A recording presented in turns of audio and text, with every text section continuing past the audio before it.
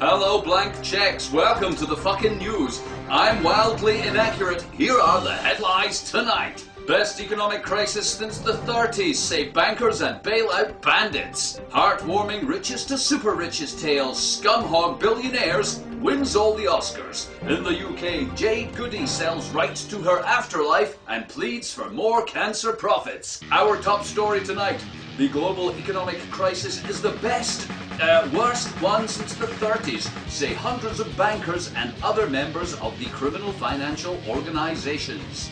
Many shareholders and wealthy people have had to laugh all the way to the bank and queue up for billions of taxpayers' money instead of going to jail, losing their jobs, homes, or standards of living. Though some top executives have lost their private jets and collected their bonuses.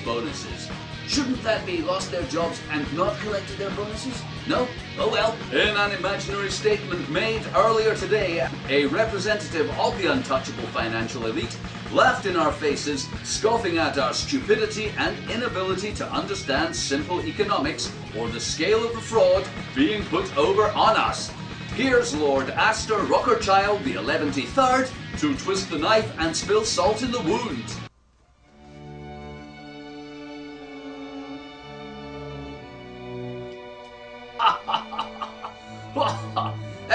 Hello, landless peasants. Thanks for all the bailouts. I must say I'm very pleased with the economic crisis and how our employees, your leaders, have handled it.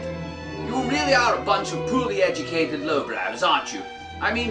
First you stand by while we gamble your deposits away or lend them to buy worthless shit and lose the money. Then you pay the bill for us and let us carry on running the banks and collecting our paychecks. Jolly good. Unbelievable. You know, it was a touch and go whether we could get your handlers, governments, to persuade you to buy our bankrupt companies before the true size of the debt was known. But you fell for the whole credit crunch story like patsies at a fairground sting.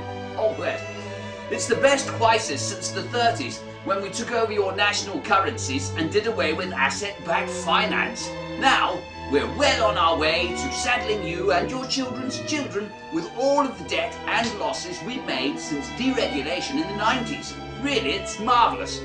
I would thank you, but I'm so privileged and beyond caring about you, I'm just going to laugh some more and have another glass of bubbly. Chin chin.